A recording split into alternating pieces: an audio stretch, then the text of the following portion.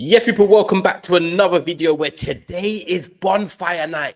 But Phil Foden had other ideas because it was Foden fireworks at the Etihad this evening as Man City got the points over Borussia Dortmund. But it was the Phil Foden show.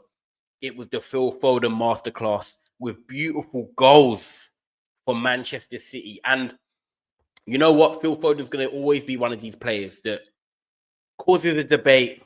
Is he performing as well as he should be? Is he the wonder kid? Is he the next big thing? This and that. Well, Phil Foden is now obviously 25 years of age. I'm not doing this.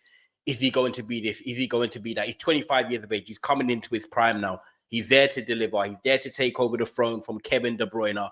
And now that might be the ignition to Phil Foden turning into form, because we all know Phil Foden goes through these periods where he just scores goals, scores goals, creates, and then he might blank for a bit. And all of a sudden you're thinking Foden's ghosting, Pep's starting to rotate him, he's not starting fully in the team. Well, it's clear for everyone to see now that this is the time for Phil Foden to really step up and become that guy behind Erling Haaland at Manchester City. We know they've got loads of attacking, quality. They've got Doku, they've got Savinho, they've got Reinders that can play further forward now. You've got Oscar Bob, you've got Omar Marmoush. But when you really look at the truth of Manchester City, the DNA of the fans, and what they want to see in a player to succeed at the football club and live and breathe that badge, it's Phil Foden. We've been talking about him for the last 7-8 years when he was coming up through that youth team, getting his first team opportunities. Then he had that blistering campaign a few seasons back where people were like, in 23-24, he got 19 goals, 8 assists in the Premier League. And you're thinking, this is the Phil Foden everyone's talking about. He was about 22, 23 then, and you're thinking, wow, he's about to explode and become that next talisman in the Premier League of playing behind the striker.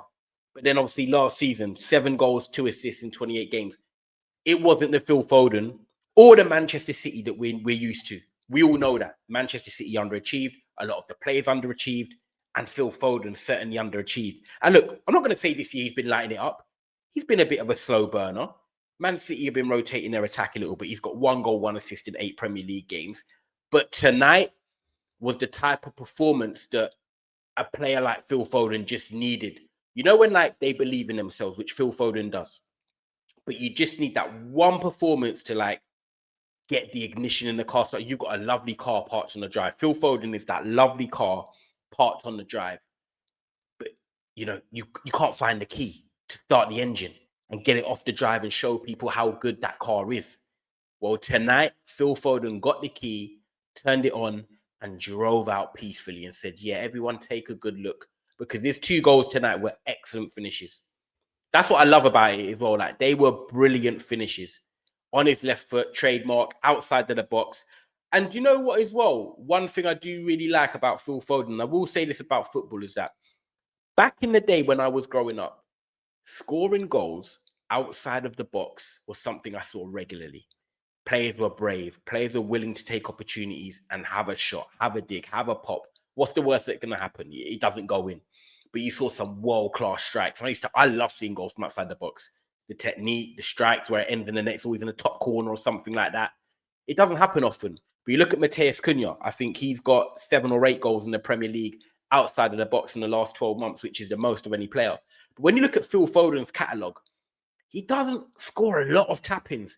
They're always lovely strikes from the edge of the box, where he glides onto his left foot or he takes a touch, places it into the bottom corner or whatever it was. But tonight, it was Foden fireworks and Foden finishes. They were exactly what you see Phil Foden do time and time again when he's been in form. And you know what? When you look at Manchester City at the moment, you could openly admit and say, look, Erling Haaland got another goal tonight. It's the Erling Haaland team. If Erling Haaland is not scoring, is anyone else really contributing? That is the question. Now people are spinning it. Are Man City over-reliant on Erling Haaland? Well, one way to release that pressure is getting someone like Phil Foden back amongst the goals, back with a smile on his face, and back playing regularly in that sort of central area. Because, look, me and Daps, and big up Daps when we had a South Stand, and obviously never a foul, our community as well, is that Daps and me have always said, look, if England are looking at playing Phil Foden in their team come the World Cup in 2026, if you're going to play him out wide, don't bother playing him at all. Me and Dax don't want to see him there. Not because I don't rate Foden, but we think he's wasted out there. He's not a wide man. Don't try and fit someone in just because his name's Phil Foden. Either play him centrally and allow him to do what he can do, like he's shown tonight, or don't really play him at all. So go and check out We Are the South Stand as well, but for your Man City content. But yeah, I'm with Dax on that. And we've both been in agreement that Phil Foden needs to be in these central areas. And tonight, obviously, you had Gonzalez, you had Reinders, you had Foden in front, Savinho and Doku there. Savinho and Doku are natural wide men. They can hug the touchline. They can take on a man 1v1. They can create. They can score some goals as well. But it gave Foden that sort of area to prioritize his movements in, because you had two natural wide men there. Erling Haaland, who defenses are obviously naturally fearing with his 27, 28 goals already this season in all comps. And you got Phil Foden there just picking up the ball in them little pockets. And look, I'm a Man United fan. I've seen Phil Foden score goals like this against Manchester United. Standard. It's just what he does. And tonight, he did what he did for Manchester City. And he come through clutch. A big game in the grand scheme of things, because it's a home game for Manchester City in Europe. You'd be looking at Manchester City and saying they probably want to win all their home games, and then, you know, they'll guarantee themselves qualification to their next round. But I just feel like for Phil Foden, this might be the ignition they needed, because you look at Manchester City and who have they got on Sunday? Liverpool at home, massive game with both of them chasing Arsenal for that Premier League crown. They need to stay in touch. It's a must win. At this point in the season, both of them can't afford to drop points. And with an international break coming up as well, it's vital you get the 3 points. And Manchester City now, with a lot of their players coming back, a lot of them players finding form, Rodri not in the squad tonight, probably rested and ready for Sunday, I believe. You're looking at a Manchester City team and thinking, right, Liverpool coming off the back of beating Real Madrid. Yeah, it wasn't an amazing performance, but they're beating Real Madrid, who have won 13 out of their 14 games this season. So they're coming into the game with a little bit of confidence after beating Villa next week. It's now set up to be a massive clash on the weekend. And I can't wait as a neutral, because I think there will be goals in that game. And I think Manchester City Liverpool has epitomized the sort of the Premier League in the last few years, that it's the biggest game normally of the season, home and away.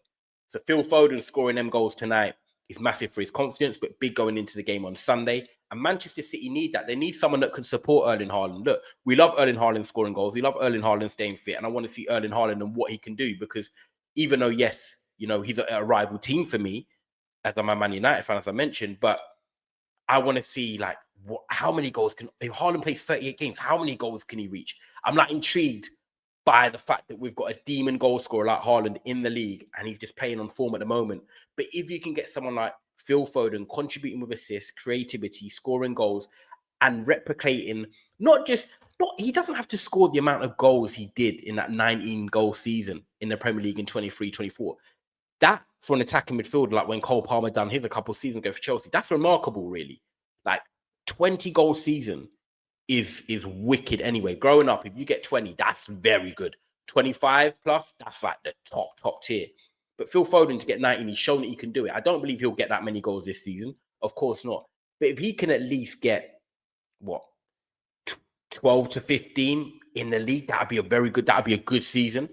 But it's more about the performances. I don't look at players now and just say, like, you have to get GA. I've never been the biggest of GA. Like, yeah, it's nice to have the goals and assists. That's the first thing people kind of look at on the stats. But are you affecting the game? Are you playing consistently? Are you helping the team win? And if Phil Foden is playing well, Man City look good. Man City will win more games. The fans are happy. The England setup will be happy, because they've got a player like Phil Foden that can come into that squad and definitely start ahead of the World Cup. So let's see what happens. But I think for Phil Foden tonight, he set off the Foden fireworks. Can he now carry it on? Because we all know he's got the potential. We all know he's got the class. What he done tonight doesn't surprise us. But now it's just, can he keep that consistency and just try and keep it going? Mentally, he's in a better place. Man City are winning games now, looking a bit more solid defensively. It's an interesting time, but an exciting time. So let's see what happens for Phil Foden. But tonight, he was the difference for Manchester City in their win over Borussia Dortmund.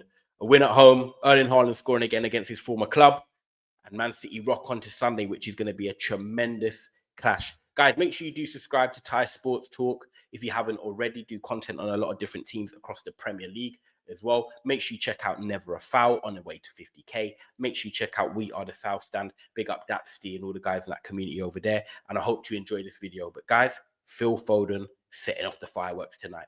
And I'll see you on the next one.